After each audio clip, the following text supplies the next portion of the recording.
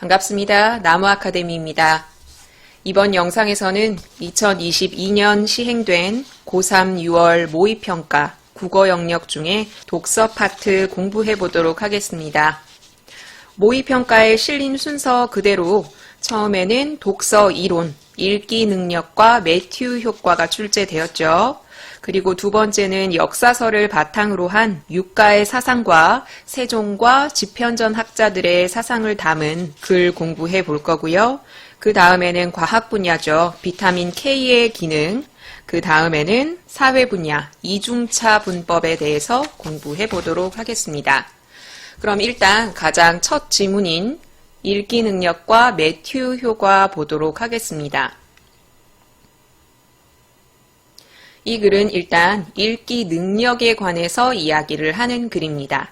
읽기 능력 향상에는 이러이러한 것들이 영향을 미치는데 그 중에 매튜 효과라는 사회학 분야의 이론을 읽기 능력을 설명하는 데 활용한 거예요. 그러면 이 매튜 효과에서는 읽기 능력을 어떻게 설명하는지 그리고 그 한계와 의의는 무엇인지 살펴보도록 하겠습니다.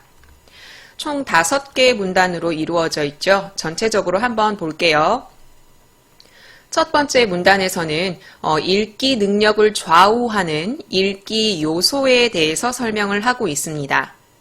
예를 들어서 이러한 것들이 있다라고 설명을 하고요. 그리고 두 번째 문단에서는 어떠한 보고 결과를 바탕으로 매튜 효과를 설명하고 있습니다. 물론 매튜 효과는 다음 문단에서 본격적으로 설명이 되는데 이걸 설명하기에 앞서서 이것을 뒷받침할 수 있는 예를 드는 거예요. 어휘력이 높은 학생, 어휘력이 낮은 학생 이렇게 나누어서 읽기 능력이 어떻게 차이 나는지를 설명하고 있습니다.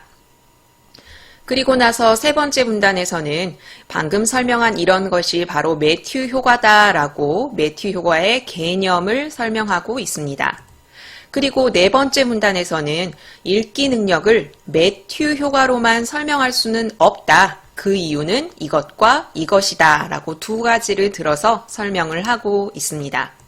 그리고 마지막 문단에서는 그렇지만 그러니까 읽기 능력을 매튜 효과로만 설명할 순 없지만 매튜 효과는 이러이러한 의의를 가지고 있다 라고 하면서 마무리됩니다. 그러면 첫 번째 문단 보도록 할게요. 첫 번째 문단에서는 읽기 기능이란 것이 나오고 읽기 요소란 것이 나오는데 중요한 개념이라기보다는 헷갈리기 쉬우니까 구분하셔야 합니다. 일단 읽기 능력이 발달할 수 있는 요소를 이렇게 들고 있어요. 읽기 기능, 어휘력, 읽기 흥미나 읽기 동기 이것들이 읽기 능력과 관련이 있는 읽기 요소입니다. 그런데 읽기 요소 중에 읽기 기능이 있죠. 그 읽기 기능에는 또 이런 것들이 있다라고 말하고 있거든요. 글자 읽기, 요약, 추론 이것은 읽기 기능에 속하고요. 이 읽기 기능은 읽기 요소에 속합니다. 글 읽는 능력이 발달하려면 읽기에 필요한 이러한 요소를 잘 갖추어야 한다. 읽기 기능이 좋아야, 어휘력이 좋아야, 읽기 흥미나 동기가 높아야 읽기 능력이 발달할 수 있다라고 말하고 있습니다. 그리고 두 번째 문단에서는 어떠한 보고 결과를 통해서 매튜 효과를 설명한다고 말씀드렸죠. 그러니까 여러분은 이 문단이 매튜 효과구나 라고 생각하시면서 보시면 돼요. 읽기 요소들, 여기 읽기 요소가 있었는데 그중 어휘력 발달에 관한 연구가 있었어요. 그 연구 결과 학년이 올라감에 따라서 어휘력이 높은 학생, 어휘력이 낮은 학생 이 두 학생들 간의 어휘력 격차가 점점 더 커진다는 것을 밝혀냈습니다. 이때 말하는 어휘력 격차는 읽기의 양과 관련이 돼요. 자, 자세히 설명을 하거든요. 일단 어휘력이 높은 학생을 생각해 봅시다. 아는 단어가 많으니까 점점 더 많이 읽게 되죠. 많이 읽으니까 당연히 글 속의 단어를 습득할 기회가 많아지고 그러면 어휘력이 더 높아지겠죠. 어휘력이 높아지면 더 많이 읽게 되고 또 습득하고 어휘력이 높아지고 긍정적인 사이클이 반복되는 거예요. 그런데 반대로 어휘력이 부족한 학생, 어휘력이 달리기 때문에 읽어도 무슨 말인지 이해가 잘 안 가겠죠. 그러면 읽는 양이 어휘력이 높은 학생에 비해 적을 수밖에 없어요. 속도가 떨어지기도 하고 흥미가 떨어질 수도 있겠죠.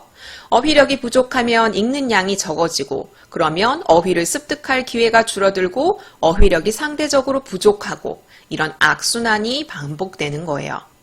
그러니까 어휘력이 높은 학생은 가파른 기울기로 어휘력이 점점 더 크게 상승할 수 있지만 어휘력이 낮은 학생은 상승하기는 하겠지만 아주 낮은 기울기로 상승하겠죠.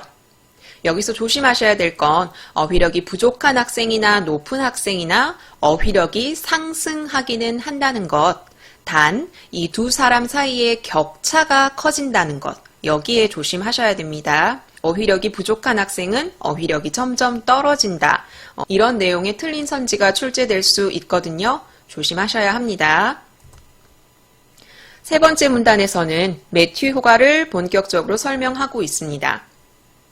읽기 능력에 관한 매튜 효과가 무엇입니까? 라고 물었을 때 쓰실 수도 있을 정도로 확실히 아셔야 돼요.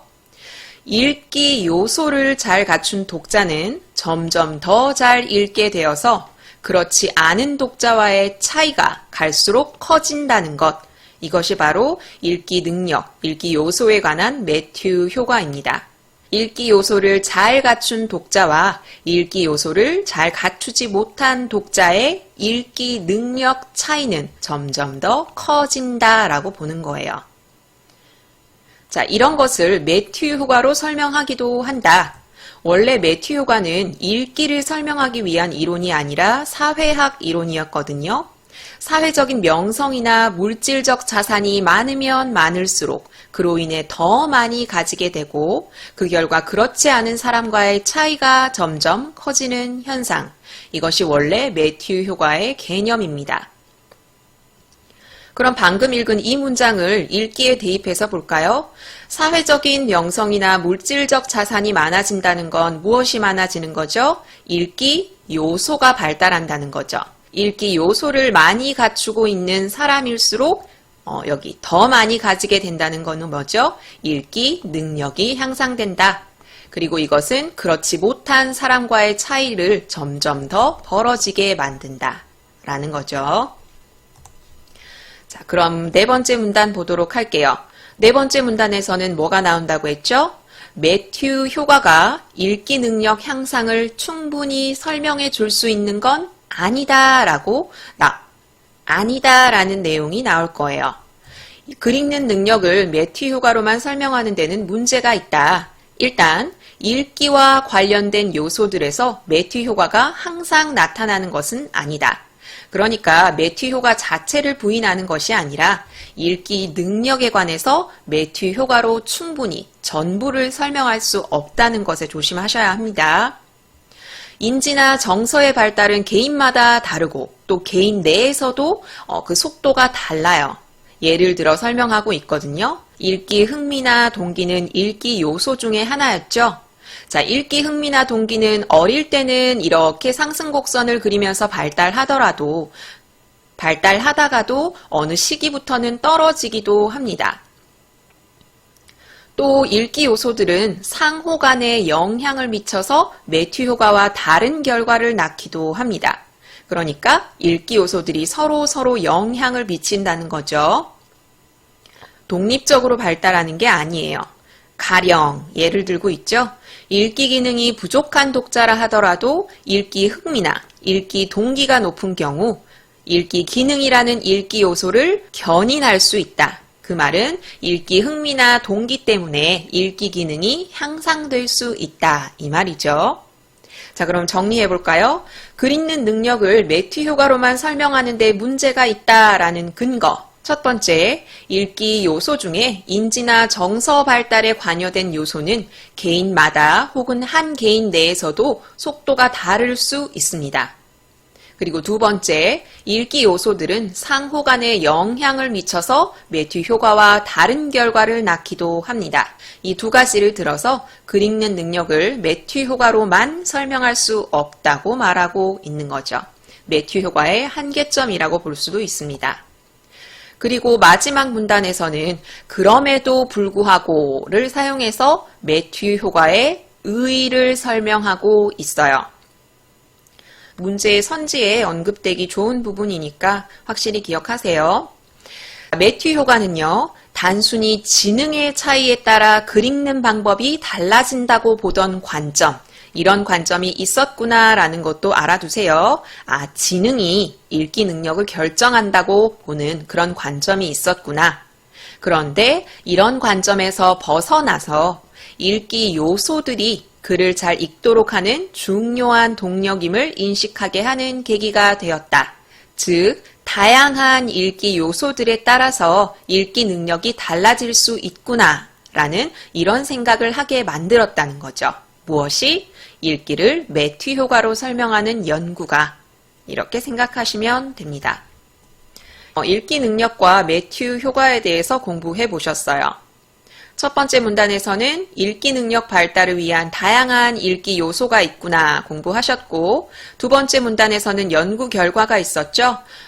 어휘력이 높은 학생은 읽기 양이 많아지니까 어휘력이 더욱 상승하고, 어휘력이 부족한 학생은 읽기는 하지만 읽는 양이 적어지니까 어휘력이 더디게 발달한다. 그리고 이 격차는 점점 더 커진다. 이것은 매튜 효과로 설명을 할 수 있죠. 세 번째 문단에서는 매튜 효과의 개념을 제시했습니다. 그리고 네 번째 문단에서는 읽기 능력을 매튜 효과로만 설명할 수 없다. 그 이유는 이러이러하다 라고 설명하고 있습니다.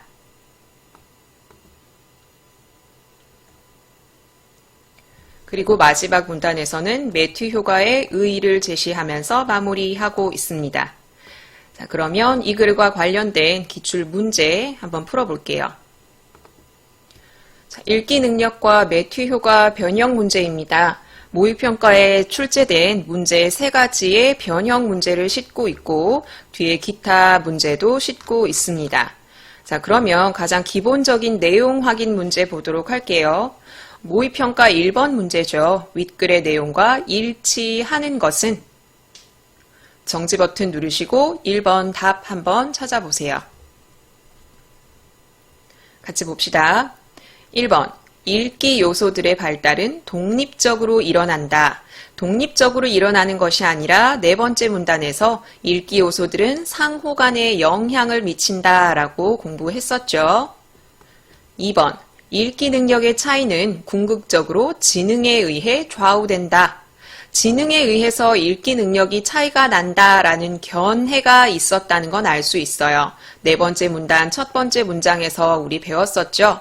그런데 읽기 능력이 궁극적으로 지능에 의해 좌우된다라는 내용은 이 글에 제시되지 않았습니다. 3번, 매튜 효과는 읽기 능력을 설명하기 위해 등장한 이론이다. 매튜 효과로 읽기 능력을 설명할 수 있다는 건 알 수 있어요. 그런데 세 번째 문단에서 보면 원래 사회학에서 사용되었다. 그리고 매튜 효과의 개념을 보면은 읽기 능력을 설명하기 위해 등장한 이론이 아니라 사회학을 설명하기 위해 등장한 이론이라는 걸 짐작할 수 있죠. 4번, 읽기 요소가 충족되지 않은 상태에서의 글 읽기는 의미가 없다. 앞부분에 보면 읽기 요소를 잘 갖추면 읽기 능력이 발달할 수 있다라고 말하고 있어요. 그런데 읽기 요소가 충족되지 않은 상태에서는 글 읽기가 소용이 없다라고 말하고 있는 게 아니죠. 두 번째 문단에서도 어휘력이라는 읽기 요소가 발달되는 모습을 보이고 있고, 네 번째 문단에서도 읽기 요소가 발달될 수 있다는 걸 설명하고 있기 때문에 읽기 요소가 충족되지 않았더라도 글 읽기를 통해서 향상시킬 수 있다라고 보는 게 적절하겠죠. 그러면 5번이 정답인데, 5번, 읽기 요소를 잘 갖춘 독자는 그렇지 않은 독자와의 읽기 능력 격차가 커진다. 이것이 바로 읽기를 매튜 효과로 설명하는 연구의 내용이겠죠. 읽기 요소를 잘 갖춘 독자, 그렇지 않은 독자, 점차 읽기 능력 격차가 커지게 된다라고 공부했습니다. 그래서 1번의 정답은 5번이에요. 그럼 다른 문제 하나 더 풀어볼게요. 자, 6번 풀어보려고 하거든요. 6번을 여기 메모장에 옮겨놨어요. 매튜 효과를 이해한 반응으로 적절하지 않은 것을 고르셔야 합니다. 정지 버튼 누르시고 답 찾아보세요. 같이 봅시다. 1번. 사회학에서 사용되는 개념을 읽기에 적용한 것이구나. 매튜 효과는 사회학에서 주로 사용되는 개념이었는데 읽기에 적용되었다라고 세 번째 문단에 제시되어 있죠. 2번. 읽기 요소에 따라 읽기 능력이 달라진다고 보고 있구나. 이것이 매튜 효과를 사용해서 읽기를 설명하는 이론의 핵심이죠. 읽기 요소를 잘 갖춘 독자와 그렇지 않은 독자는 읽기 능력의 차이가 점점 더 커지게 된다. 그것이 핵심이었어요. 3번. 읽기 능력을 매튜 효과로만 설명하는 것은 한계가 있구나. 이것이 네 번째 문단에서 지적하고 있는 것이었죠. 4번. 읽기 요소들이 상보적으로 발달할 수 있다는 사실을 간과하고 있구나. 매튜 효과가 읽기 능력을 전부 설명할 수 없다라는 걸 네 번째 문단에서 설명하고 있었죠. 그것을 설명하기 위해서 든 근거가 바로 4번이었어요. 읽기 요소들은 서로 상호작용할 수 있고 서로가 서로를 견인할 수도 있다라고 네 번째 문단에서 설명하고 있죠. 그리고 이런 것을 매튜 효과가 간과하고 있기 때문에 부족하다라고 판단한 것입니다. 6번의 정답은 5번이거든요. 어디가 틀렸는지 봅시다. 사회적 명성이나 물질적 자산이 많은 사람의 읽기 능력이 크게 발달한다고 보고 있구나. 지금 5번은 매튜 효과의 개념과 그것을 읽기 능력에 적용한 개념을 섞어 놓은 거죠. 매튜 효과의 원래 개념은 사회적 명성, 물질적 자산, 이것이 많은 사람은 점점 더 많이 가지고 그렇지 않은 사람은 그 기울기가 더 완만하다, 격차가 더 커진다라는 것인데 이것은 매튜 효과의 원래 개념이고요. 이것을 읽기 능력에 적용한다면 사회적 명성이나 물질적 자산은 어디에 대응하죠? 바로 읽기 요소에 대응합니다. 그러니까 읽기 요소가 잘 갖추어진 사람, 이 사람의 읽기 능력이 크게 발달한다고 보는 거죠. 그러니까 6번에 5번은 섞어놓은 지문이기 때문에 틀린 선지입니다. 6번의 답은 5번입니다. 여기까지 읽기 능력과 매튜 효과 해설 영상 마무리하겠고요. 그 다음 주제 통합 지문 공부해 볼게요. 두 번째 지문입니다. 인문 분야의 주제 통합 지문인데 가와 나로 나뉘어 있죠. 가와 나 모두 특정한 책을 통해서 알 수 있는 육가의 사상 그리고 세종과 편찬자들의 사상을 설명하고 있습니다. 주제 통합 지문이기 때문에 공통점 혹은 차이점을 물을 수 있고요. 모의평가에서는 두 글의 차이점, 공통점을 묻는 문제가 둘 다 출제되었죠. 일단 가글 그리고 나글 차이점을 중심으로 어떻게 감상할 것인지를 물었고요. 그리고 육가와 지편전 학자들이 공통적으로 드러내고자 하는 것, 그것을 묻는 문제가 출제되었습니다. 주제 통합 지문은 항상 공통점, 차이점을 생각하시면서 공부하셔야 돼요. 그러면 전체적으로 훑어보고 공부해 보도록 하겠습니다. 가글은 중국의 사상가인 육가의 사상에 대해서 이야기를 하고 있습니다. 핵심은 바로 육가가 지은 신어라는 책이죠. 이 육가는 한나라 때의 사람인데 한나라 이전에 진나라, 이 진나라의 상황을 첫 번째 문단에서 설명하고 있습니다. 진나라가 이러이러한 상황이었고 진이 멸망한 후에 한이 세워졌는데 진의 한계를 극복해야만 했다. 그것을 사상가들에게 요구했고 그것을 받아들인 사람이 육가다라고 말하고 있습니다. 그러니까 이 육가는 진 다음에 한나라가 들어섰는데 이 한나라의 사상적 체계를 세워야만 하는 그런 임무를 띠고 있던 사람이에요.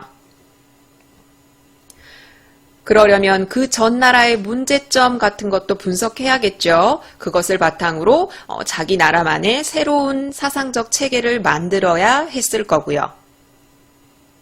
그것을 위해서 두 번째 문단에서 육가가 신어라는 책을 지었다는 것을 설명하고 있습니다. 그리고 그 신어라는 책에 담긴 육가의 사상의 핵심을 설명하고 있어요. 여기 통물, 통변, 인의라고 제시되어 있죠. 이것에 관해 묻는 문제도 출제되었습니다. 그리고 세 번째에서는 육가의 사상적 특징을 좀 더 구체적으로 설명하고 있어요. 쉽게 얘기하면 육가라는 사람은 유교, 딱 그 하나만을 고집한 것이 아니라 다른 사상을 조금씩 수용한 사람이에요. 유연성을 갖고 있던 사람이었죠. 그것이 구체적으로 어떻게 받아들여졌는지 그것을 세 번째 문단에서 설명하고 있습니다. 그리고 네 번째 문단에서는 육가의 사상의 한계를 제시하고 그럼에도 불구하고 이러한 의의를 지닌다라고 설명하고 있어요. 그러면 우리 가학을 먼저 공부해 보도록 합시다. 신어라는 책에 담겨있는 육가의 사상이 핵심입니다. 자, 일단 한 이전 시대, 진에 어떤 일이 일어났었는지 간략하게 제시하고 있습니다. 전국시대의 혼란을 종식하고 진이 들어섰죠. 그런데 진은 분서갱류를 단행하면서 사상 통제를 기도했다. 분서갱류, 진나라의 시황제가 정치적 비판을 막기 위해 꼭 필요한 실용적인 책들을 제외하고 나머지를 전부 불태우고 사람들, 특히 유생들을 불태운 일이죠. 이 분서갱류를 단행하면서 사상 통제를 기도했다. 단행, 기도했다. 단어 뜻을 묻는 문제에 출제될 수 있습니다. 그리고 이 기도했다는 실제로 출제되기도 했죠. 이렇게 진은 억압적인 통치를 펼치고 있었습니다. 당시 권력자였던 이사에게 역사적 지식은 전통만 따지는 허언이었고 학문은 법과 제도에 대해 논란을 일으키는 원인에 불과했다. 그러니까 역사 지식이나 학문 같은 것은 필요 없다고 여긴 거예요. 그러니까 당연히 탄압을 했고 책, 유생들을 불태워버린 거겠죠. 이에 따라 전국시대는 진의 전시대였죠. 그 전시대인 전국시대에 있었던 순자처럼 다른 사상을 비판적으로 흡수하여 통합학문의 틀을 보여준 분위기, 이것이 약화되었다. 그러니까 전국시대에는 이런 학문적 분위기가 있었다라는 걸 알 수 있죠. 순자라는 책에 실려 있는데 어떤 한 사상을 고집하는 것이 아니라 이런 사상도 받고 저런 사상도 받고 다른 사상을 비판적으로 흡수해서 통합 학문을 하려는 것, 이것이 진 때는 조금 약해졌다라는 것입니다. 그래서 한해 초기 사상가들의 과제는 진의 멸망 원인을 분석하는 것, 그리고 이것에 기초해서 안정적인 통치 방안을 제시하는 것, 그리고 힘의 지배를 숭상하던 당시 지배 세력의 태도를 극복하는 것, 이것이 바로 초기 사상가들의 과제였습니다. 그리고 이런 과제를 받았던 한의 대표적인 사상가가 바로 육가입니다. 육가가 처리해야 하는 문제 세 가지 보이시죠? 진의 멸망 원인이 무엇인가? 이것을 바탕으로 우리는 어떻게 통치를 해야 하는가? 그리고 그 당시에 힘을 숭상하던 지배 세력의 태도를 어떻게 극복할 것인가? 첫 번째 문단 이렇게 공부했어요. 전국시대의 진, 그리고 한, 이런 순서로 각 시대의 특징 정리해 두시는 게 좋겠죠? 두 번째 문단에서는 육가가 지은 신어라는 책이 어떤 내용을 담고 있는지를 설명합니다. 일단 육가는 순자의 학문을 계승했어요. 아까 이 순자의 학문적 특징이 어땠죠? 다른 사상을 받아들이는 통합 학문의 성격을 띠고 있었어요. 그런데 육가가 이것을 계승했다는 것은 육가도 다른 학문을 배척하지 않고 받아들였다라고 생각하시면 됩니다. 육가는 한나라 황제가 나라를 어떻게 다스려야 하는가 나에게 답을 내놓아라 했는데 그것에 부응해서 신어라는 책을 저술했습니다. 일단 신어에는 진이 왜 멸망했는지를 제시하고 있어요. 그 단명 원인으로 육가는 일단 진은 가혹한 형벌을 남용했고 법률에만 의거해서 통치했고 군주가 교만하고 사치했으며 현명하지 못한 인재 등용을 했다고 말하고 있습니다. 그리고 방금 언급한 이 진의 단명 원인은 이 뒤에 나오는 유가의 사상과도 관련이 있으니까 그때 다시 한번 짚어볼게요. 이것이 진의 단명 원인으로 유가가 꼽은 것들입니다. 그리고 진이 사상 통제, 아까 분서갱유를 통해서 사상 통제를 기도했다라고 언급했죠. 이것에 폐해를 거론하면서 말하고자 했던 게 뭐냐면은 한나라 황제에게 지식과 학문이 중요합니다라고 이야기를 했어요. 자, 그럼 유가에게 지식이란 뭐냐? 유가는 지식을 이렇게 생각했습니다. 현실 정치에 도움을 주는 역사 지식. 이것이 지식의 핵심이다라고 본 거예요. 그러니까 우리가 아는 원론적인 이야기, 그런 것을 지식의 핵심으로 본 게 아니라 현실에 바탕을 둔, 현실에 도움을 주는 역사 지식을 중시한 거예요. 유가의 생각 확실히 알아두세요. 이런 유가의 생각은 세 가지 핵심 개념으로 설명할 수 있어요. 하나는 통물, 그리고 두 번째는 통변, 세 번째는 인의입니다. 일단 통물이 무엇이냐? 모든 사물을 관통한다. 그러니까 역사를 관통하는 자연의 이치에 따라 모든 일을 포괄한다라는 의미입니다. 자연의 이치에 따라 모든 일을 설명할 수 있다. 포괄한다. 그러면 두 번째, 통변은 무엇이냐? 역사 변화 과정에 대한 통찰이에요. 이 변화에 대해서 상황에 맞는 조치를 취하고 기존 규정을 고수하지 않는다는 겁니다. 변화한다는 거죠. 어떤 규정을 하나 세우고 이것에 맞춰서 역사적 상황을 판단하는 것이 아니라 역사 변화 과정에 맞게 그때그때 그것을 이해하고 거기에 맞게 대응한다는 거죠. 아까 살펴봤던 것처럼 유연성 있는 태도를 가지고 있는 거예요. 그러면 인의는 무엇이냐? 인의는 방금 설명한 통물과 통변이 정치 세계에 실현되는 걸 인의라고 말하고 있습니다. 그러니까 통물과 통변이 바탕이 되고 이것이 정치 세계에 짠 하고 드러나면 그것이 인의입니다 라고 말하고 있는 거죠. 유가는 힘에 의한 권력 창출을 부정하진 않았어요. 힘에 의해서 권력이 창출될 수 있다, 생길 수 있다. 그렇지만 권력을 힘에 의해서 끌어내는 것보다는 왕도 정치를 제안을 합니다. 왕도 정치를 통해서 권력을 유지하고 확장하는 것이 더 바람직합니다 라고 말하고 있는 거예요. 내용 확인 문제에 조심하셔야 되는 건 힘에 의해 권력이 나오지 않는다고 보았다라는 게 아니에요. 힘에 의해서 권력이 나올 수도 있다라고 생각하지만 그것보다는 인과 덕을 바탕으로 권력을 유지하고 확장하는 것이 더 좋다라고 본 겁니다. 이런 왕도 정치를 통해서 인의를 실현하고 싶어요. 그래서 유교 이념 그리고 현실 정치 이 두 가지를 결합하려 했다는 거죠. 무엇의 실현을 위해서? 인의의 실현을 위해서. 인의가 무엇이라고요? 통물과 통변이 정치에 실현된 것입니다.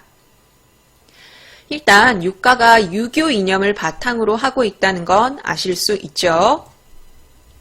여기까지 두 번째 문단 공부했어요.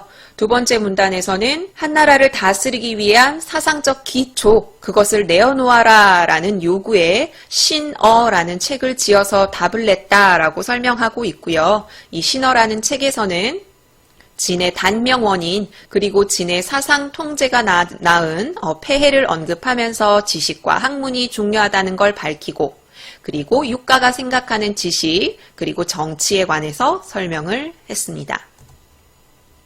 그리고 좀 더 구체적으로 유가의 사상을 알아볼게요. 인의가 실현되는 정치를 위해서 유가는 유교의 범위를 벗어나지 않는 한에서 타 사상을 수용했습니다. 유교가 중심이 되는 거고요. 아까 말씀드렸던 것처럼 유연성 있게 타 사상을 수용했습니다. 이것은 아까 육가가 순자의 학문을 받아들였다. 이것과도 관련이 있죠. 순자도 다른 사상을 비판적으로 흡수해서 통합적인 학문을 하려 한 사람이니까 그것을 육가가 받아들였다. 아, 그런 것이 여기서 드러나는구나 라고 생각할 수 있겠죠. 그리고 방금 언급한 이것은 다음 문단에서 공부할 육가의 한계와도 관련이 있어요. 유교의 범위를 벗어나진 않았지만 어쨌든 타 사상을 수용했기 때문에 사상적 정체성이 흔들린다. 이런 한계점을 보이기도 하거든요.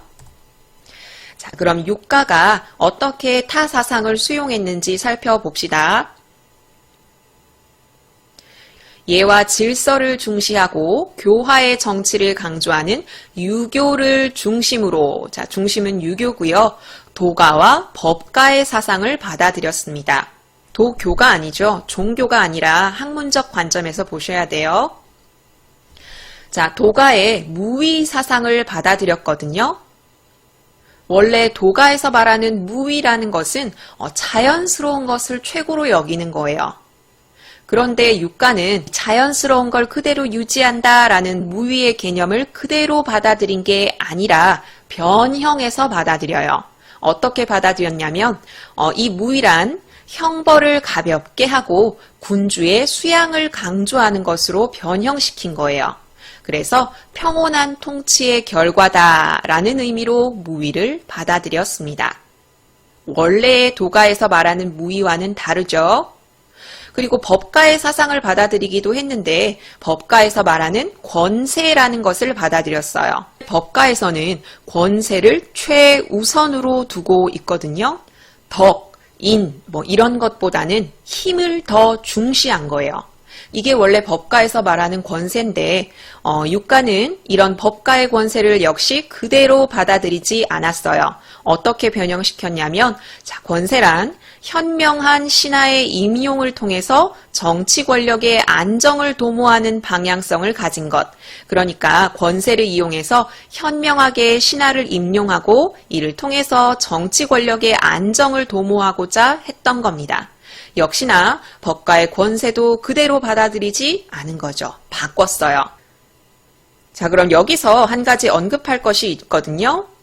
자, 아까 육가가 신어에서 진나라가 단명한 원인을 꼽았었죠. 가혹한 형벌을 남용했고 군주가 교만했고 현명하지 못한 인재 등용을 했다라는 게 그 원인 중에 하나였어요. 이것을 방금 언급한 도가의 무위와 법가의 권세를 받아들여서 해결하려 했다라는 걸 알 수 있죠. 일단 가혹한 형벌의 남용, 무엇을 이용했나요? 도가의 무위를 활용해서 형벌을 가벼이 하고 라고 나와 있죠. 이것의 문제점을 해결한 거예요. 그리고 군주가 교만하고 사치하는 것, 이것도 도가의 무위를 활용해서 군주의 수양을 강조하는 것으로 극복을 했어요. 그리고 현명하지 못한 인재 등용, 이것은 법가의 권세를 받아들이면서 현명한 신하의 임용을 통해서 정치 권력의 안정을 꾀한 것, 이것을 통해서 극복하려 한 거예요. 이런 것들을 연결해서 변형 문제가 나올 수 있겠죠. 그리고 문제 파일에서 그런 문제도 싣고 있어요. 육가는 다른 학문들을 받아들임으로써 앞에 세워졌던 진의 한계점을 극복하려 했다는 걸 알 수 있습니다. 그리고 마지막 문단에서는 육가의 사상의 한계와 의의를 설명하고 있어요. 방금 보셨던 것처럼 육가가 유교만 고집한 것이 아니라 다른 사상들을 받아들였죠. 그런 과도한 융통성으로 인해 사상적 정체성을 의심받았어요. 도대체 정체성이 뭐냐? 그렇지만 이런 한계도 있지만 이런 의의를 갖고 있어요. 육가의 사상은 군주의 정치 행위에 따라 천명이 결정된다는 걸 지적하면서 인의의 실현을 강조한 통합의 사상이다라는 것이 바로 육가의 사상의 의의입니다. 그리고 육가의 사상은 이후에 유교 독전의 시대를 여는데 기여했다라는 영향력도 보이고 있습니다. 여기까지 육가의 사상 같이 공부했어요. 그럼 두 번째 글 보도록 할게요. 두 번째 나글에서는 치평요람이라는 역사서를 통해서 세종과 그것을 지었던 지편전 학자들, 즉 편찬자의 생각이 어떤지를 공부해보는 지문입니다. 일단 첫 번째 문단에서는 조선 초에 고려 관련 역사서를 지으려 했다라는 걸 설명하고 있고요.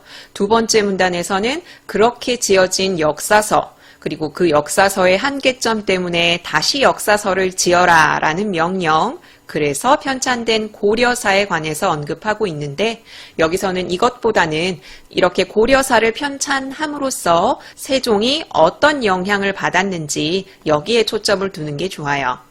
그리고 세 번째 문단부터가 본격적으로 설명을 하고 있거든요. 세종이 치평요람이라는 역사서를 편찬할 것을 명령합니다. 그 치평요람은 어떤 내용, 어떤 특징을 가지고 있는지 세 번째 문단에서 설명하고요. 그리고 네 번째 문단에서는 치평요람에 대해 좀 더 자세히 설명을 하고 그 이후에 지어진 용비어천가에 대해서도 간략하게 언급을 합니다. 그러니까 첫 번째 글에서의 핵심이 되는 저서가 신어라면 두 번째 글에서의 핵심이 되는 저서는 치평요람입니다. 첫 번째 문단 볼게요. 조선 초기에 이미 고려가 멸망하고 조선이 세워졌는데 조선 초기에 고려 관련 역사서를 편찬하려고 합니다. 그럼 이미 망한 나라의 역사서를 편찬하는 이유는 무엇이겠어요? 바로 지금 세워진 조선을 위해서겠죠.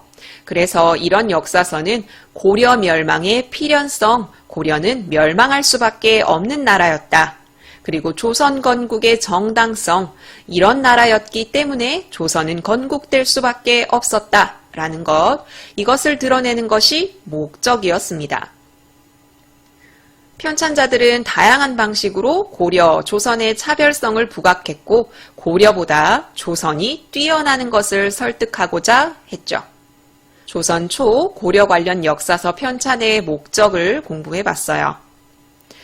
태조의 명령으로 고려 말에 찬술되었던 자료를 모아서 고려에 관한 역사서가 편찬되었습니다.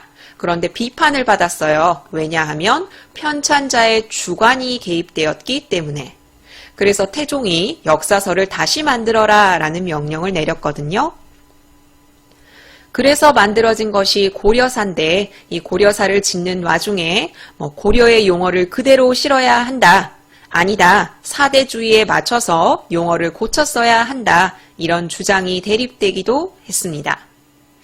그리고 이렇게 고려사가 편찬되는 과정을 통해서 세종이 역사 연구에 관심을 가지게 됩니다. 세종은 경서가 학문의 근본이고 역사서는 이 근본이 되는 학문을 현실에서 구현하는 것, 그것이 역사서다라고 생각을 했거든요. 그러니까 옛 성현들이 써놓은 유교의 사상, 그것들을 바탕으로 해서, 경서를 바탕으로 해서 이것을 현실 정치에 세운 것, 그것을 역사서라고 본 거예요. 앞에 그래서 유가가 지식이나 학문에 대해서 어떻게 생각했는지 기억하십니까? 지식의 핵심은 현실 정치에 도움을 주는 역사 지식이다 라고 생각했죠. 세종도 역사가 중요하다고는 여기고 있지만 그 기본이 되는 건 경서다라고 생각한 데서 차이점을 보이고 있습니다. 그리고 이것 경서 그리고 역사서 이것에 대한 이해를 쌓기 위해서 지편전 학자들과 경연을 자주 벌였다고 합니다. 이 경연은 우리가 흔히 알고 있는 경연이 아니라 학문이나 기술을 연마하기 위해서 신하들과 국정을 협의하던 일, 그것을 경연이라고 하는 겁니다. 자, 두 번째 문단에서는 세종이 경서와 그리고 역사서에 관심을 가졌다라는 걸 공부했고, 자, 이런 분위기에서 세종은 중국과 우리나라의 흥망성쇠를 담은 치평요람을 지어라 라고 명령합니다. 그리고 이것을 지편전 학자가 편찬하게 되죠. 일단 중국과 우리나라의 역사를 모두 싣고 있다는 것. 중국 역사는 원까지 싣고 있고 우리나라의 역사는 고려까지를 싣고 있어요. 그리고 편찬 방식을 설명하고 있는데 주자학적 역사관이 담긴 자치, 통감, 강목 이것을 기준으로 역대 국가를 정통 그리고 비정통으로 구분했어요. 정통과 비정통으로 국가를 구분하는 데는 여기에 기준을 뒀지만 편찬 형식 측면에서는 이것을 따르지 않았다. 이것을 활용해서 모의평가에서 문제가 나오기도 했죠. 편찬 형식 측면에서 이것을 따랐다라는 틀린 선지로 나왔습니다. 또한 올바른 정치의 여부에 따라 국가의 운명이 다하고 천명이 옮겨간다는 내용을 드러내고자 이것을 부각하였는데 이것이 무엇이냐면 국가 간 전쟁, 외교 문제, 국가 말기의 혼란, 새 국가 초기의 혼란 수습 이것들을 특히 부각해서 편찬을 했어요. 이유가 뭐라고요? 올바른 정치의 여부에 따라 국가의 운명이 좌우된다는 걸 보여주기 위해서 정치의 중요성을 강조한 거죠. 방금 읽은 세 번째 문단에서는 치평요람의 특징을 설명하고 있어요. 자, 이러한 편찬 방식은 국가의 흥망성쇠를 거울 삼아 국가를 잘 운영하겠다. 이런 목적 외에도 숨겨진 목적이 하나 있는데 바로 조선의 토대를 마련하려는 의도가 담겨 있습니다. 그러니까 둘 다 치평요람을 지은 목적이자 의도라고 할 수 있겠죠. 특히 이 둘 중에 새 국가의 토대를 마련하려는 이 의도가 잘 드러난 곳이 치평요람 중에 국조라는 부분이에요. 이 국조 부분에서는 유교적 시각에서 고려 정치를 바라보는데 특히 고려의 불교 사상의 폐단을 많이 꼬집어요. 불교 사상을 꼬집어서 그럼 대안을 제시해야겠죠? 자, 대안이 바로 지금 이 조선이다. 이 유교 사회다. 라는 거죠. 이런 식의 흐름으로 새 국가의 토대를 마련하려는 의도를 드러내고 있습니다. 이성계의 능력 그리고 업적이 치평요람에 실리기는 했는데 이것만으로는 조선 건국을 정당화하기에 불충분했기 때문에 용비어천가를 추가적으로 편찬하게 됩니다. 역사적 사실을 배경으로 조선 왕조의 우수성을 부각한 내용이 용비어천가에 담겨 있죠. 이걸 통해서 무엇을 하려고 했느냐? 왕조의 우수성, 정통성 이것을 무엇을 통해서 경전과 다양한 역사적 근거를 통해서 보여주고자 했던 것입니다. 두 번째 글까지 같이 살펴봤어요. 가글에서 봤던 유가의 신어, 그리고 나글에서 보았던 세종, 그리고 지편전 학자들의 치평요람. 둘 다 국가가 세워진 초기에 쓰여진 책이라는 점, 그리고 유교적 사상을 바탕으로 하고 있다는 점, 새로운 국가를 통치할 사상적 기반을 마련하는 혹은 정당성을 마련하는 데 이용되었다는 점, 그런 점을 공통점으로 들 수 있겠죠. 그러면 여기에 관련된 문제 한번 풀어볼게요. 방금 본 지문의 변형 문제인데 그 중에 7번 먼저 풀어보려고 하거든요. 메모장에 문제를 옮겨놨어요. 가를 읽고 보인 반응으로 적절하지 않은 것. 가는 유가의 사상에 관련된 글입니다. 정지 버튼 누르시고 답 찾아보세요. 같이 봅시다. 1번. 진나라는 통합학문을 펼치기 힘든 분위기였겠구나. 통합학문은 첫 번째 문단에 간단히 제시되어 있죠. 순자처럼 다른 사상을 비판적으로 흡수하여 통합학문을 시도했다라는 것이 나와 있는데 진에서는 이것을 탄압했기 때문에 그 분위기가 약화되었다라고 나와 있어요. 즉 이것을 펼치기 힘든 분위기였다. 2번 진나라의 지배 세력은 힘에서 비롯된 권력 창출을 당연시 했겠구나. 한 초기 사상가들이 미션을 받았었죠. 그 미션 중에 세 번째가 당시 지배 세력의 태도를 극복하는 것이었어요. 어떤 태도죠? 힘의 지배를 숭상하던 태도. 2번도 맞는 설명. 3번. 유가는 도가와 법가의 사상을 유교적 범위 내에서 받아들이기 위해 적절히 변형했구나. 이것은 네 번째 문단에서 자세히 설명하고 있었죠. 도가의 무위 그리고 법가의 권세를 받아들였는데 그것을 그대로 받아들인 것이 아니라 적절히 변형했었다. 4번 유가가 유교를 중심으로 도가와 법가 사상을 받아들인 데는 순자의 영향이 있었겠구나. 아까 첫 번째 문단에서 순자가 비판적으로 다른 사상을 흡수했다라는 걸 언급했었죠. 그리고 유가는 순자의 학문을 계승했어요. 그러니까 유가가 이렇게 다른 사상들을 받아들인 데는 순자의 영향이 있었을 것으로 짐작할 수 있죠. 정답은 5번인데 왜 틀렸는지 확인합시다. 유가는 진나라의 패망 원인을 들어 권력의 유지를 위해 힘을 키워야 함을 말하려 했구나. 유가 역시 힘에 의한 권력 창출을 부정한 건 아니지만 그보다는 왕도 정치를 제안했다라는 설명이 있지요. 그래서 권력의 유지를 위해 힘을 키워야 함을 말하려 했다라는 건 틀린 설명입니다. 7번의 답은 5번이에요.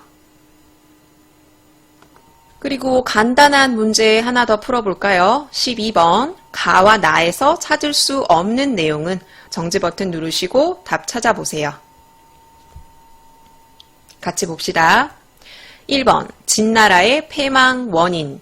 이 원인을 유가가 분석해서 가의 두 번째 문단에 이렇게 제시하고 있었죠. 2번 순자의 학문적 경향. 이것은 첫 번째 문단에 아까 앞문제 풀면서도 봤었죠. 다른 사상을 비판적으로 흡수해서 통합학문을 시도했다. 3번 치평요람의 특징. 이거는 나 글에 나와 있겠죠. 치평요람의 특징은 세 번째 문단 그리고 네 번째 문단에 제시되어 있습니다. 4번 치평요람의 편찬 목적. 이것은 네 번째 문단에 잘 나와 있었죠. 국가의 흥망성쇠를 거울 삼아 국가를 잘 운영하겠다. 이것도 목적이 있지만 새 국가의 토대를 마련하겠다. 이런 목적도 있었다라고 말을 하고 있어요. 12번의 정답도 5번이겠네요. 경서와 역사서의 분류 기준.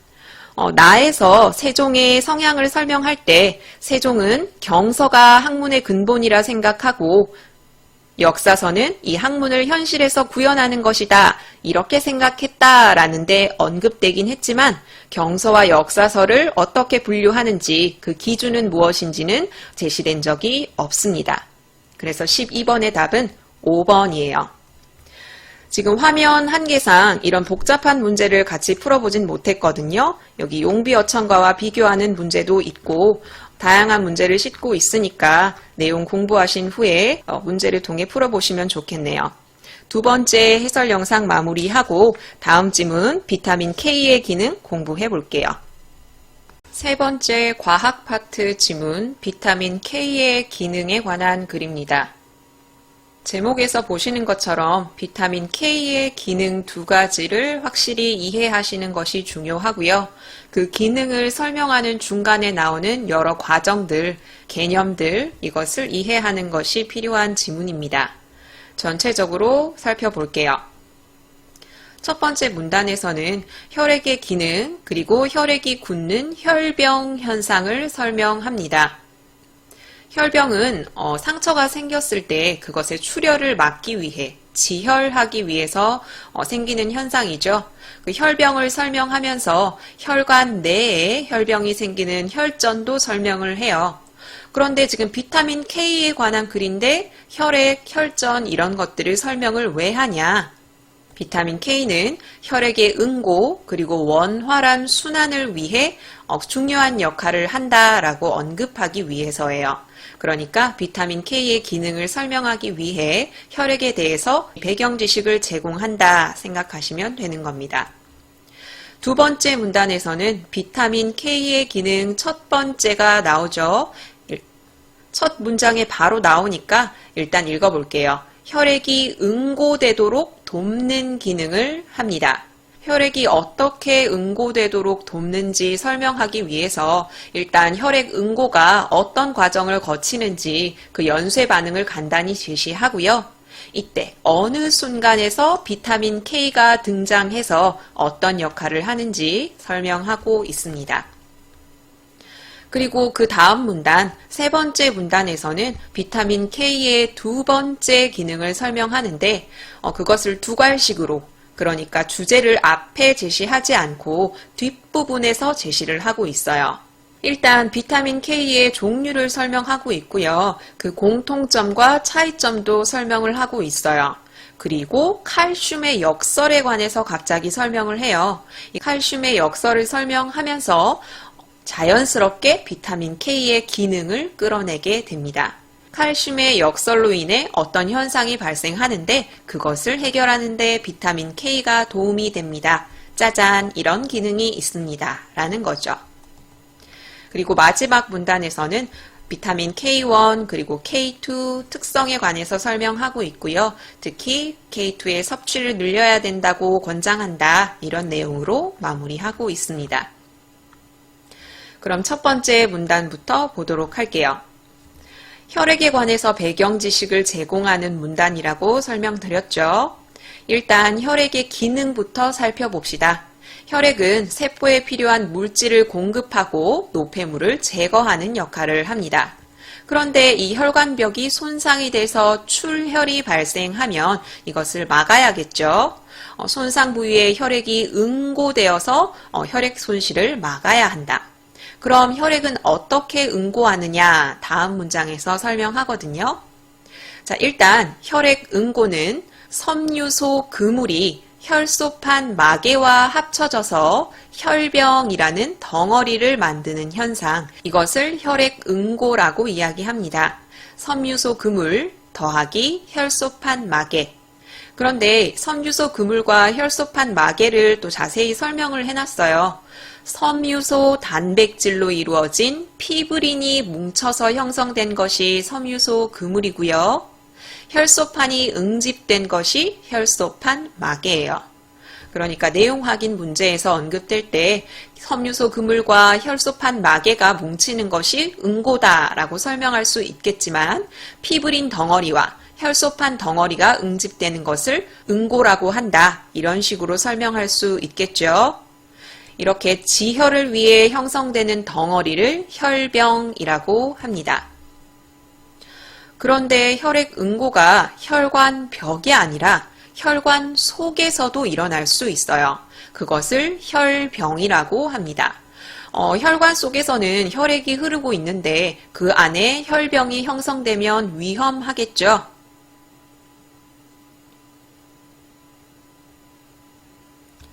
이것을 활용해서 모의평가에서는 이 혈전을 제거하기 위한 여러 물질을 보기에 제시해 놓고 그것이 미치는 영향, 묻는 문제가 출제되었어요. 동맥경화에 대해서 설명하거든요. 이물질이 쌓여서 동맥 내벽이 두꺼워지는 걸 동맥경화라고 하는데 만약에 이것이 일어나면 그 내벽에 혈전도 침착이 되고 혈류도 감소되어서 혈관 질환이 발생할 수 있습니다. 이렇게 앞에서 이야기한 혈액의 응고 그리고 원활한 순환 이것을 돕는 데 비타민 K가 필요하다라고 하면서 마무리 짓고 있어요. 그러니까 1문단 끝에서 언급한 혈액의 응고에 관련된 비타민 K의 역할은 두 번째 문단에서 설명할 거고요. 혈액의 원활한 순환을 돕기 위해 비타민 K가 하는 역할은 세 번째 문단에 설명될 거예요. 자, 그럼 일단 두 번째 문단에서 혈액의 응고에 비타민 K가 어떤 역할을 하는지 살펴봅시다. 두 번째 문단에서는 비타민 K의 기능을 명확하게 제시하고 있어요. 비타민 K는 무엇한다? 혈액이 응고되도록 돕는다. 돕는다라는 말 주의하세요. 직접적으로 비타민 K가 혈액에 작용해서 응고되도록 하는 것이 아니라 응고되도록 돕는 것이에요. 어떤 실험을 했는데 병아리한테 지방을 뺀 사료를 먹였어요. 병아리한테 난 피가 응고되질 않아요. 그러면 혈액을 응고시키는 물질은 어디에 있었겠어요? 아까 사료에 지방을 뺐다고 말씀드렸죠? 바로 이 지방에 녹아있는 어떤 물질, 이 물질이 결핍되면 혈액 응고가 지연되는구나 라는 걸 알게 됐습니다. 그리고 그 지방에 녹아있는 그 물질을 비타민 K라고 이름 붙였습니다. 여기서 알 수 있는 비타민 K의 성격, 비타민 K는 지방에 녹는구나 라는 걸 알 수 있죠. 그리고 다음 문장에서는 혈액 응고에 관해서 어떤 반응이 일어나는지 연쇄적인 반응을 설명하고 있습니다. 일단 혈액 응고는 단백질로 이루어진 다양한 인자들이 관여하는 연쇄적인 반응이에요. 일단 출혈이 발생했어요. 이 혈액을 빨리 굳혀야 합니다. 그럼 첫 번째로 혈액 응고 인자들이 활성화됩니다. 그리고 프로트롬빈이 활성화가 되어서 트롬빈이라는 물질로 바뀌거든요. 이 트롬빈은 혈액에 녹아있는 피브리노겐을 피브린으로 바꾸는 역할을 합니다. 그리고 이 피브린은 아까 무슨 역할을 했죠? 피브린들이 모여서 형성된 섬유소 그물, 혈소판 막에 이것이 뭉쳐야만 혈병이 만들어졌었죠. 그러니까 지혈을 하기 위해서는 피브린이 생성이 돼야 돼요. 그 피브린이 생성이 되려면 맨 처음 프로트롬빈이 트롬빈으로 전환되는 것부터 시작되어야 합니다. 이쯤에서 비타민 K가 무슨 역할을 하는지 나오거든요. 바로 우리의 비타민 K는 프로트롬빈을 비롯한 혈액 응고 인자들이 간세포에서 합성될 때 이들의 활성화에 관여를 해요. 아까 말씀드렸죠? 피브린이 생겨야 지혈이 되고 피브린이 생기려면 일단 프로트롬빈이 활성화가 되어야 한다는 것. 그러니까 비타민 K는 이 프로트롬빈의 활성화에 무슨 역할을 하는 거예요. 그리고 추가적으로 이 프로트롬빈이 활성화되는 공간이 어디라고요? 간세포입니다. 그럼 활성화된다는 것이 무엇이냐? 활성화된다는 건 프로트롬빈이 칼슘 이온과 결합한다는 것을 의미해요.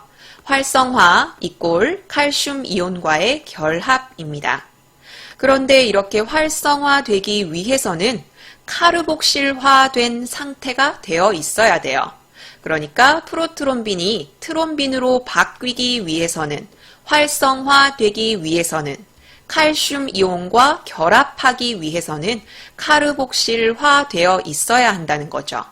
그럼 도대체 카르복실화가 무엇이냐? 카르복실화는 단백질을 구성하는 아미노산 중에 이 성분이 이 성분으로 전환되는 것을 의미합니다. 그러면 카르복실화를 어떻게 시키느냐? 바로 비타민 K가 카르복실화 시킨다는 거죠. 쉽게 설명해 볼까요? 프로트롬빈을 예로 들어서 설명을 합시다. 자, 프로트롬빈은 집 안에 들어있는 어떤 사람이에요. 이 어떤 사람은 지금 밖으로 나가고 싶어요. 밖으로 나가는 걸 활성화라고 이해를 해봅시다. 그런데 이 사람은 빨개 벗고 있어요. 빨개 벗은 상태로 밖으로 나갈 수는 없잖아요. 그럼 이 사람에게 옷을 입혀야 돼요. 이 옷을 입히는 걸 카르복실화라고 생각하시면 돼요. 이것이 카르복실화. 그럼 이렇게 옷을 입히는 것을 누가 담당한다? 바로 비타민 K가 담당한다고 이해하시면 됩니다. 프로트롬빈이 활성화되기 위해서는 카르복실화가 되어 있어야 하는데 이렇게 옷을 입혀주는, 카르복실화 시켜주는 것이 바로 비타민 K이다라는 거죠. 비타민 K가 이 프로트롬빈을 직접 활성화시키는 건 아니에요. 이 프로트롬빈의 손을 잡고 밖으로 나가자고 한 것은 아니죠. 비타민 K는 옷만 입혀주는 거예요. 카르복실화 시키는 역할까지. 그것이 비타민 K의 역할입니다. 이렇게 옷을 입혀야만 밖으로 나갈 수 있는 사람, 즉 비타민 K에 의해서 카르복실화 되어야만 활성화될 수 있는 단백질을 비타민 K 의존성 단백질이라고 이야기해요. 그러면 제가 아까 예로 들었던 프로트롬빈도 비타민 K 의존성 단백질이겠죠? 무슨 옷을 입어야만? 카르복실화 되어야만 활성화될 수 있고요. 카르복실화를 비타민 K가 담당하기 때문에 비타민 K가 없으면 활성화될 수 없습니다.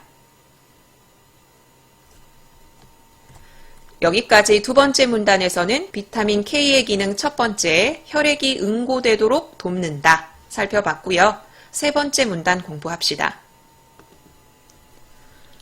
세 번째 문단에서는 비타민 K의 종류를 나누고 있어요. 비타민 K1과 K2로 나누고 있는데, 자, K1은 식물에서 합성이 되고요. 그 다음에 K2는 동물 세포에서 합성되거나 미생물 발효를 통해서 생성이 됩니다.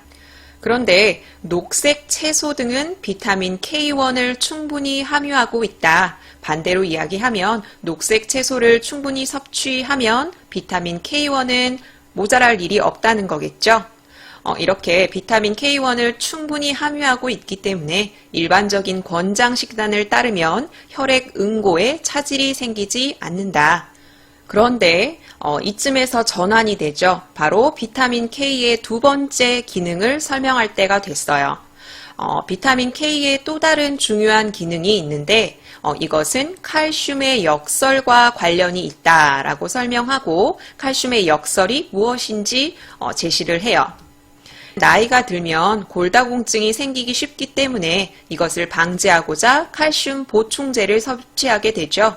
그러면 칼슘 보충제를 섭취했을 때 골밀도가 높아져야 정상이에요. 그런데 칼슘 보충제를 섭취했는데도 혈액 내에 칼슘 농도는 높아지는데 골밀도는 높아지지 않는 거예요. 그것이 칼슘의 역설입니다. 보충제는 먹는데 골밀도는 그대로인 것, 계속 칼슘이 요구되는 것. 이 칼슘의 역설과 관련된 현상이 발생하면 혈관 벽에 칼슘염이 침착되게 됩니다. 그러니까 섭취한 칼슘이 뼈 내로 들어가지 않고 혈관에 계속 머무르면서 거기에 점점 들러붙어서 쌓이기 시작하는 거예요. 이것을 바로 혈관 석회화라고 이야기를 합니다. 그런데 혈관 석회화가 진행되면 동맥경화, 혈관 질환이 생길 수 있습니다. 자, 그러면 비타민 K가 여기서 등장을 해야겠죠? 혈관 석회화는 혈관 근육세포 등에서 생성되는 MGP라는 단백질에 의해 억제가 돼요. 그런데 이 단백질이 비타민 K 의존성 단백질인 겁니다. 그러니까 혈관 석회화를 막기 위해서는 MGP가 필요한데 MGP가 활성화되기 위해서는 비타민 K가 필요하다라는 거죠. 그러니까 비타민 K가 부족하면 MGP가 활성화될 수 없어요. 아까처럼 옷을 입을 수가 없거든요. 옷을 입을 수가 없으니까 혈관 석회화를 억제하는 기능을 하지 못해요. 그러니까 비타민 K는 어떤 기능을 한다는 거죠? 바로 혈관 석회화를 방지한다는 거죠. 그것을 여기 지문에선 이렇게 설명하고 있습니다. 비타민 K가 부족하면 MGP 단백질이 활성화되지 못해서 혈관 석회화가 유발된다는 것. 혈관 석회화를 방지하는 역할을 하는 것이 바로 비타민 K입니다. 그런데 방금 언급한 이 단백질은 어디서 생성된다고요? 혈관 근육세포 등에서 생성된다고 나와 있지요. 그리고 아까 두 번째 문단에서 혈액 응고인자들은 어떤 세포에서? 간세포에서 합성이 돼요. 자, 이걸 염두에 두시고 마지막 문단 읽어볼게요. 비타민 K1과 K2의 공통점. 일단 둘 다 비타민 K니까 비타민 K 의존성 단백질의 활성화를 유도합니다. 무엇화 시킨다고 했죠? 카르복실화 시킨다고 배웠죠? 자, 그럼 차이점을 봅시다. 비타민 K1은 간세포에서 주로 활성화되고요. 비타민 K2는 그 외의 세포에서 활성이 높아요. 혈액 응고인자의 활성화는 주로 K1이 담당하고 그 외의 세포에서 합성되는 단백질의 활성화는 K2가 담당하게 됩니다. 이에 따라 일부 연구자들은 비타민 K의 권장량을 K1 그리고 K2로 구분하여 설정해야 한다고 말을 해요. 각각의 기능이 다르니까요. 섭취할 수 있는 식품도 다르죠. 아까 K1은 식물에서 주로 합성되고 K2는 동물세포 혹은 미생물 발효로 생성된다고 배웠었죠. 그래서 K2가 함유된 것들, 동물성 식품이나 발효식품, 이런 것들의 섭취를 늘려야 한다고 권고합니다. K1에 관해서는 왜 언급이 없습니까? 녹색 채소에는 비타민 K가 충분히 함유되어 있기 때문에 일반적인 권장 식단을 따르면 K1이 모자라서 혈액 응고에 차질이 생기는 일은 적어요. 그런데 K2는 그렇지 않다는 걸 알 수 있죠. 그래서 K2의 섭취를 권고하고 있는 겁니다. 여기까지 비타민 K의 기능 공부해 봤는데 가장 핵심인 비타민 K의 기능 짚어보고 문제 풀어봅시다. 비타민 K의 기능 첫 번째, 혈액이 응고되도록 돕는다. 비타민 K 중에 K1이 담당하고요. 그 다음 혈액의 기능 두 번째, 혈관의 석회화를 방지한다. 이것은 주로 K2가 담당하게 됩니다. 그러면 여기에 관련된 문제 풀어봅시다. 자, 비타민 K의 기능 변형 문제입니다. 가장 기본이 되는 1번 풀어보려고 합니다. 모의평가 변형 문제예요. 윗글에서 알 수 있는 내용으로 적절하지 않은 것 정지 버튼 누르시고 1번 답 찾아보세요.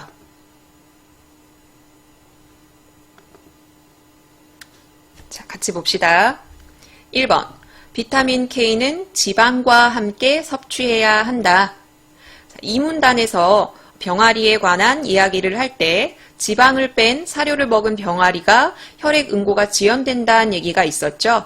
그리고 지방에 녹는 어떤 물질이 결핍됐다. 그리고 이 지방에 녹는 어떤 물질을 비타민 K로 명명했다라고 나와 있습니다. 그러니까 비타민 K는 지방에 녹기 때문에 지방과 함께 섭취해야 한다는 걸 알 수 있죠. 2번, 혈관 석회화를 막기 위해서는 비타민 K가 필요하다. 이것은 방금 전에 우리가 비타민 K의 기능 두 가지 확실하게 배웠기 때문에 바로 알 수 있죠. 혈관 석회화를 방지하는 것, 특히 비타민 K2가 담당한다. 3번, 비타민 K가 모자라면 혈액이 제대로 응고되지 않는다. 비타민 K의 기능 첫 번째가 혈액 응고를 돕는 것이었죠. 그러니까 비타민 K가 모자라면 당연히 혈액이 제대로 응고되지 않습니다. 4번, 혈관벽의 손상으로 출혈이 생기면 혈병을 형성하여 지혈한다. 이것은 첫 번째 문단에서 우리 살펴봤었죠. 혈관벽이 손상이 되면은 혈액이 응고되어서 혈액 손실을 막는데 그것이 바로 혈병이라는 덩어리다 라고 배웠습니다. 그러면 5번이 답인데 어디가 틀렸는지 봅시다. 혈관 경화는 섬유소 그물이 혈소판 마개와 뭉치면서 일어나게 된다. 섬유소 그물이 혈소판 마개와 뭉치는 것, 이것이 무엇이었습니까? 그것은 혈병이었어요.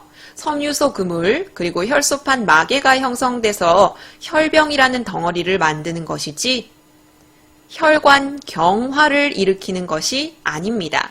혈관 경화 중에 동맥 경화를 예로 들고 있죠. 이 동맥 경화가 뭐였죠? 이물질이 쌓여서 혈관 내벽이 두꺼워지는 거예요. 그래서 혈관 경화를 이렇게 설명하는 것은 적절하지 않죠. 1번의 정답은 5번입니다. 다음 문제 풀어볼게요. 5번. 메모장에 옮겨놨어요. 윗글의 내용을 바탕으로 답할 수 없는 질문은 정지 버튼 누르시고 답 찾아보세요. 같이 봅시다. 1번. 혈액은 우리 몸에서 어떤 역할을 합니까? 혈액의 기능, 이 글에 나와 있죠. 여기 첫 번째 문장에 제시되어 있습니다. 2번. 혈관 경화는 우리 몸에 어떤 영향을 끼칩니까? 혈관 경화 중에 동맥 경화를 들고 있는데 이렇게 되면 이물질이 쌓인 부위에 혈전이 침착되고 혈류가 감소되어서 혈관 질환이 발생할 수 있습니다. 라고 설명하고 있죠. 3번. 혈관 석회화를 예방하려면 어떤 음식을 많이 먹는 게 좋습니까? 비타민 K의 두 번째 기능 중에 혈관 석회화를 방지한다라는 내용이 있었죠.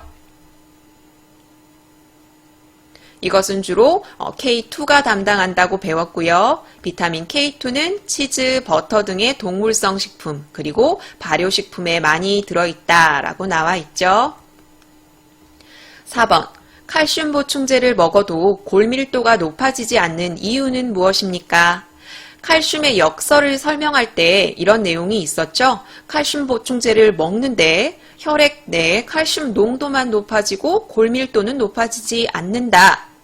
그런데 그 이유를 설명하지 않고 그것으로 인해서 발생하는 혈관 석회화를 설명하고 비타민 K의 기능을 설명하고 이렇게 흐름이 진행됐어요. 칼슘 보충제를 먹어도 골밀도가 높아지지 않는 이유는 이 글에 제시되어 있지 않습니다. 5번, 비타민 K의 권장량을 K1과 K2로 나누어 설정해야 한다고 말한 이유는 무엇입니까?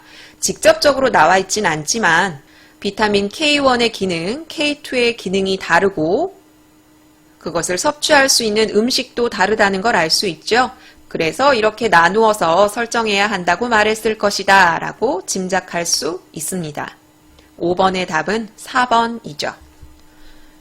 여기까지 세 번째 지문 비타민 K의 기능 해설 영상 마무리하겠고요. 다음 지문에서 이중 차분법 공부해 보도록 하겠습니다. 독서 파트 마지막 지문입니다. 사회 분야의 이중 차분법입니다. 이번 6월 모의평가 중에 오답률이 가장 높았던 그리고 두 번째로 높았던 문제가 이 지문에서 나왔어요. 14번하고 15번 문제가 오답률이 굉장히 높았거든요. 이 이중차분법은 경제학에서 사건의 효과를 평가하는 방법이에요. 그리고 이 이중차분법이라는 방법을 적용하기 위해서는 어떤 것이 바탕에 깔려 있어야 한다. 그 바탕이 되는 가정이 평행 추세 가정이죠. 그 두 개를 중심으로 이 글을 설명하는 글입니다. 자, 그러면 전체적인 구성 먼저 살펴보고 글 공부해 보도록 합시다. 첫 번째 문단에서는 어떤 사건의 효과를 평가하기 위해서 두 집단이 필요한데 그 두 집단을 어떻게 꾸릴 것이냐에 관해서 설명하고 있어요. 시행 집단, 비교 집단이라는 것이 나오죠. 어떤 사건을 겪은 집단은 시행 집단이고 그 시행 집단과 비교되는 집단이 바로 비교 집단입니다. 이렇게 두 집단을 구성하는 방식을 첫 번째 문단에서 설명하고 있어요. 두 번째 문단에서는 주요 개념인 이중차분법과 평행추세 과정을 설명하고 있습니다. 이중차분법의 개념, 그리고 평행추세 과정의 개념.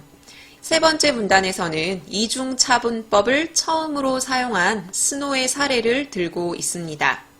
그리고 네 번째 문단에서는 평행추세 과정이 충족되지 않았을 때, 그러니까 이게 이중차분법이고 이중차분법은 평행추세 과정이라는 이 과정이 충족되어야 적용할 수 있는 방법이거든요. 그런데 평행추세 과정이 충족되지도 않았는데 이중차분법을 적용했을 때 어떤 문제가 생기는지 그것을 네 번째 문단에서 설명하고 있습니다. 또 그렇다고 해서 평행 추세 과정을 억지로 끼워 맞추기 위해 어떤 시도를 하는 것, 그것은 의미가 없다라는 내용도 있고요. 그리고 마지막 문단에 보면 그러면 이중차분법을 통해서 어떤 사건의 효과를 평가했을 때 그것이 참 잘된 평가구나, 즉 신뢰도를 높일 수 있는 방법, 그것을 두 가지로 설명하고 있습니다. 그러면 첫 번째 문단부터 차근히 살펴볼게요. 경제학에서는 증거에 근거한 정책 논의를 위해서 사건의 효과를 평가해야 하는 경우가 많아요. 이 글의 핵심은 어떤 사건의 효과를 평가하는 것입니다. 어떤 사건의 효과를 평가한다는 건 사건 후의 결과, 그리고 사건이 없었을 경우에 나타났을 결과를 비교하는 일입니다. 시간은 이렇게 똑같이 흐르는데 어떤 집단에서는 어떤 특정 사건을 겪었고 어떤 집단에서는 사건을 겪지 않았겠죠. 그리고 시간이 흘렀을 때 이것은 어떻게 변했고 그리고 이것은 어떻게 변했는지, 이렇게 두 가지를 비교하는 일이 바로 사건의 효과를 평가한다는 일인 거죠. 그런데 가상의 결과는 관측할 수 없어요. 그러니까 어떤 집단에서 사건이 일어났을 때는 이런 결과가 나왔다. 그럼 없었을 때는 이럴 걸 이라고 가정하는 것은 관측할 수가 없기 때문에 실제로는 사건을 경험한 표본들로 구성한 시행 집단, 그리고 사건을 경험하지 않은 표본들로 구성된 비교 집단, 이렇게 두 개의 결과를 비교해서 사건의 효과를 평가하게 됩니다. 사건을 직접 겪은 집단은 시행 집단, 그리고 사건을 경험하지 않은 집단은 비교 집단입니다. 이 시행 집단과 비교 집단은 관측이 가능하죠. 그래서 이 두 개를 비교해서 사건의 효과를 평가하는 거예요. 그러면 이 사건의 효과를 평가하는 이 작업에서 가장 중요한 점, 관건은 무엇이겠습니까? 그 사건 외에는 결과에 차이날 이유가 없는 두 집단을 구성하는 일이겠죠. 그러니까 이 두 집단의 차이점은 오로지 어떤 사건을 겪었느냐, 겪지 않았느냐, 그것에 가장 들어맞는 집단을 구성하는 것이 사건의 효과를 평가할 때의 관건입니다. 두 집단을 구성하는 가장 좋은 방법이 있어요. 바로 실험적 방법입니다. 두 집단의 표본이 임의로 배정되도록 사건을 설계하는 실험적인 방법. 그런데 사람을 표본으로 하거나 사회 문제를 다룰 때는 이 방법을 적용할 수 없는 경우가 많아요. 이번에 모의평가에서 이 방법을 적용할 수 없는 경우가 많다. 이것을 활용해서 지문에 출제가 됐는데 오답률이 높았어요. 그러니까 사람을 표본으로 하거나 사회 문제를 다룰 때도 실험적 방법을 시도할 수 있죠. 그런데 그럴 수 없는 경우가 많다는 거죠. 조심하셔야 합니다. 첫 번째 문단에서는 어떤 사건의 효과를 평가하기 위해서는 두 집단을 구성하는 게 중요하다. 어떤 사건을 겪은 집단은 시행 집단, 어떤 사건을 겪지 않은 집단은 비교 집단. 이 두 집단을 구성하는 가장 효과적인 방법은 실험적 방법인데 사람을 표본으로 하거나 사회 문제를 다룰 때는 실험적 방법을 적용하기 힘든 경우가 있다. 그래서 두 번째 문단에서 이럴 때 다른 방법을 택한다. 그것이 이중차분법이겠구나 라는 거죠. 두 번째 문단에서는 이 글의 주요 제재인 이중차분법에 관한 개념이 제시되어 있습니다. 이중차분법이란 시행 집단에서 일어난 변화에서 비교 집단에서 일어난 변화를 뺀 값, 그 값을 사건의 효과라고 평가하는 방법, 그것이 이중차분법입니다. 개념 자체는 어렵지 않죠? 그런데 이 이중차분법은 한 가지 가정이 있어야 적용될 수 있어요. 그 가정이 무엇이냐면 평행 추세 가정입니다. 이 두 가지의 관계에 확실히 이해해 두세요. 평행 추세 가정이 만족이 되어야 그 위에 이중차분법이 설 수 있어요. 그러니까 평행 추세 가정이 충족되지 않으면 이중차분법을 적용해서 사건의 효과를 평가하더라도 그 효과 값은 신뢰성이 떨어진다는 것입니다. 두 가지 개념 확실히 두 가지의 관계 이해되셨죠? 자, 그럼 평행 추세 가정이 무엇인지 살펴봅시다. 평행 추세 가정이란 사건이 없었더라도 비교 집단에서 일어난 변화와 같은 크기의 변화가 시행 집단에서도 일어났을 것이라고 보는 것. 그것이 평행 추세 가정입니다. 자, 이것을 시간의 흐름으로 봤을 때 시행 집단은 어떤 사건을 겪었어요. 사건을 겪은 후에 어떠한 변화를 겪었겠죠. 그리고 비교 집단입니다. 비교 집단은 사건을 겪지 않았어요. 그리고 시간이 흐른 후에 이러한 결과를 보일 거예요. 평행 추세 가정은 무엇이라고요? 여기 이 시행 집단이 A라는 사건을 겪지 않았을 때 아무 사건을 겪지 않았던 이 비교 집단의 이 결과와 이 결과가 동일하다고 보는 것, 그것을 평행추세 가정이라고 이야기를 합니다. 만약에 이 가정이 충족이 되면 사건 전의 상태가 평균적으로 같도록 두 집단을 구성하지 않아도 된다. 세 번째 문단에서는 이중차분법을 최초로 적용한 스노에 대해서 언급하고 있습니다. 1854년에 처음 사용했는데 두 수도 회사로부터 물을 공급받는 런던의 동일 지역 주민들의 주목을 했다. 같은 수원을 사용하던 두 회사 중에 한 회사가 수원을 바꿨어요. 물의 근원이 바뀐 거죠. 그런데 주민들은 자기의 수원을 모른 거죠. 이러한 사건을 이중차분법을 적용해서 무언가를 알아내려 한 거예요. 자, A 회사, B 회사가 있었어요. 이 회사는 둘 다 같은 수원을 사용했는데 B 회사는 수원을 바꿨습니다. 그리고 이 물을 주민들에게 공급을 하겠죠. 이 물을 공급받은 주민들을 대상으로 어떠한 사건의 효과를 평가해 본 거예요. 자, 무엇을? 콜레라로 인한 사망률의 변화, 이것을 조사하려고 한 겁니다.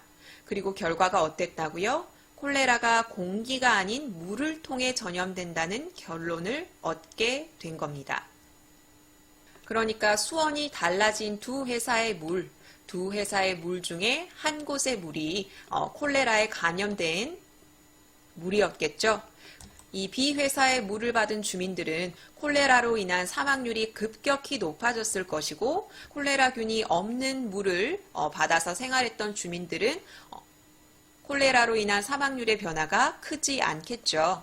이렇게 되면 공기가 아니라 물이 문제였구나. 콜레라는 공기가 아닌 물로 인해서 전염되는구나 라는 걸 알 수 있죠. 비교 집단과 시행 집단은 바로 주민들이죠.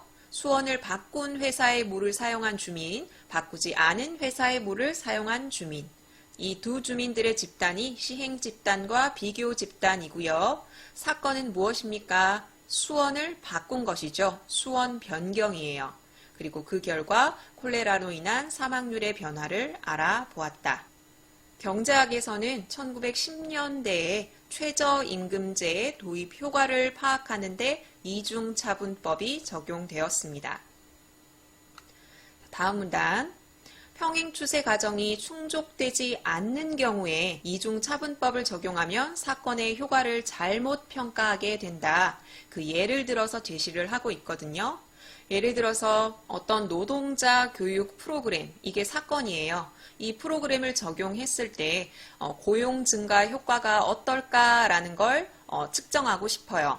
그러면 비교 집단과 시행 집단을 설정해야겠죠. 자, 시행 집단이 있고 비교 집단이 있습니다. 그런데 일자리가 급격히 줄어드는 산업에 종사하는 노동자의 비중, 이 비중은 사실 시행 집단, 비교 집단 동일해야 하겠죠. 그런데 이 노동자의 비중이 비교 집단에 비해 시행 집단에서 더 큰 경우, 이 시행 집단에 있는 사람들은 곧 일자리가 급격히 줄어들 거예요. 그러니까 노동자 교육 프로그램을 시행 집단에 적용하지 않더라도 비교 집단의 변화 과정, 시행 집단의 변화 과정이 동일할 수가 없는 거죠.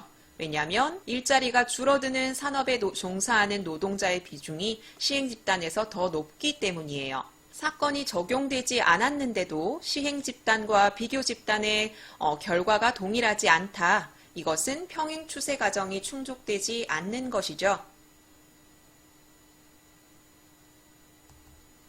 그렇다고 해서 집단 간 표본의 통계적 유사성을 높이기 위해서, 그러니까 두 집단을 구성하는데 아까처럼 두 집단이 다르면 평행 추세 과정이 충족되지 않는다. 그럼 두 집단을 비슷하게 만들면 되겠구나. 이것을 위해서 사건 이전 시기의 시행 집단을 비교 집단으로 설정하는 것. 그러니까 아예 다른 집단을 설정하는 것이 아니라 똑같은 집단이에요. 똑같은 집단인데 사건이 일어나기 전 너는 비교 집단, 그리고 사건이 일어난 후 너는 시행 집단. 사건이 일어나기 전에 이 집단을 비교 집단으로 설정하고 사건이 일어난 후의 변화, 이것을 시행 집단으로 설정한다.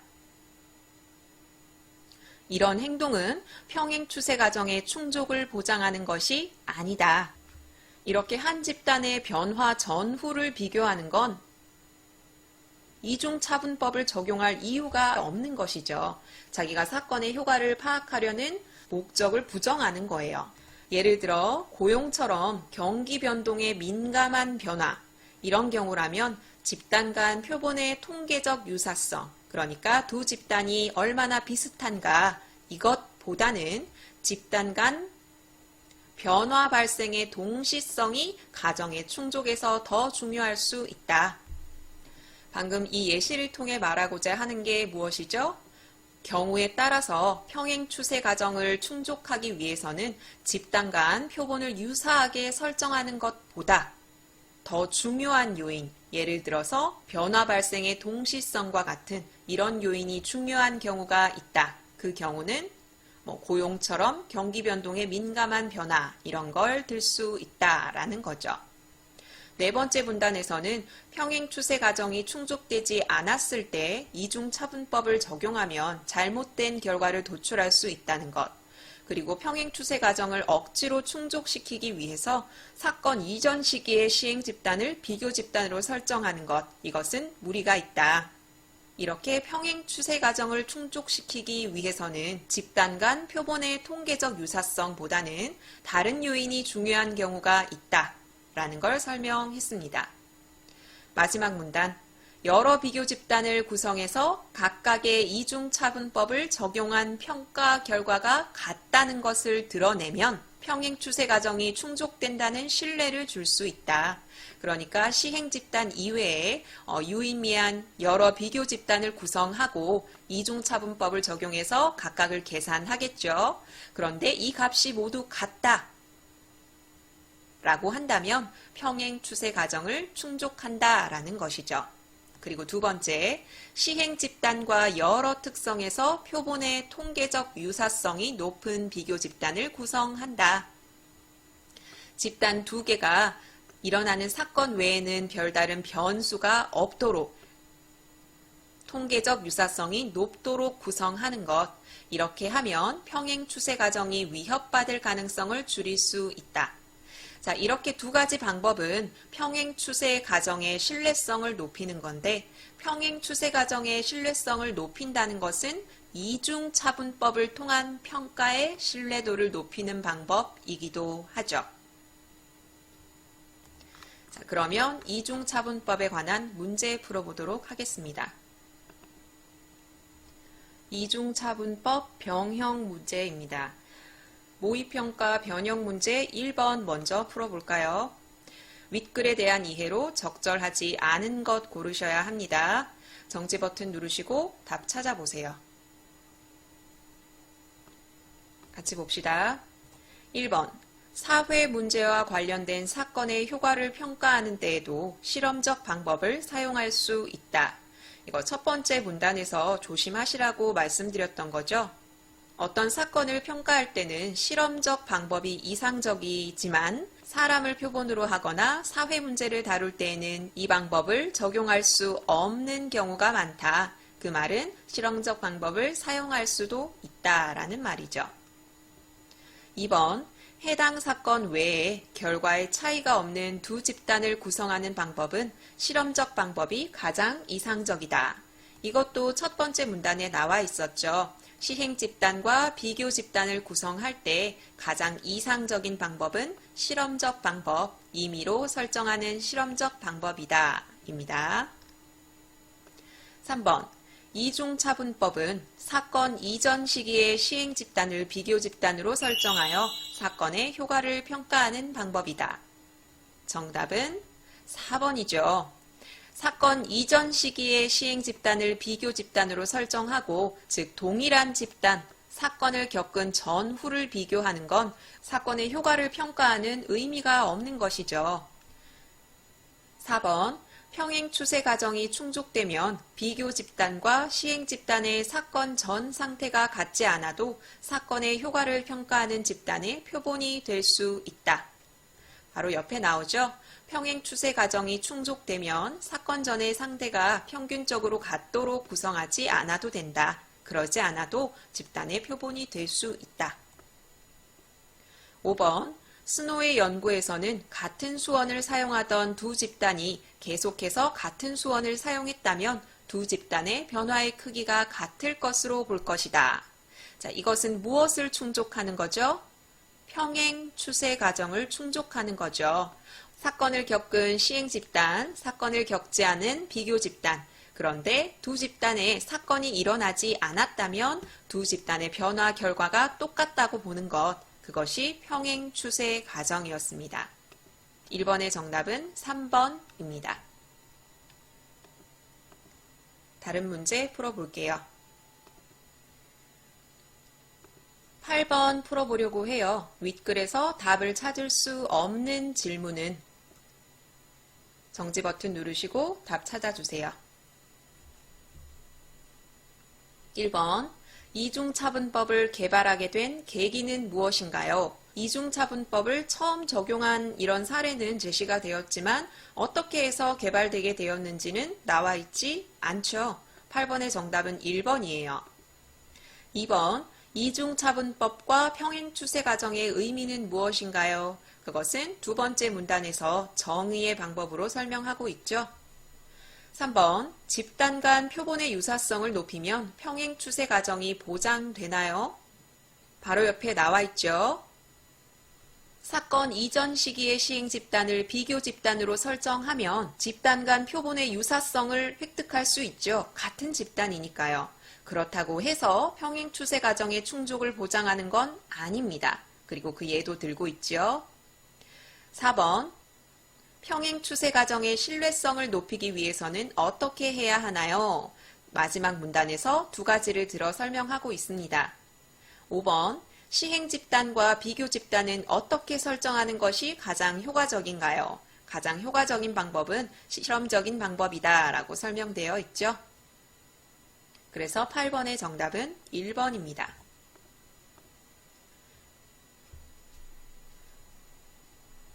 자, 여기까지 이중차분법 해설 영상 마무리했고요. 2022년 시행된 고3 6월 모의평가 독서 파트 해설 영상은 여기서 전체 마무리하도록 하겠습니다. 이 모든 자료는 나무 아카데미 홈페이지에서 이용하실 수 있습니다.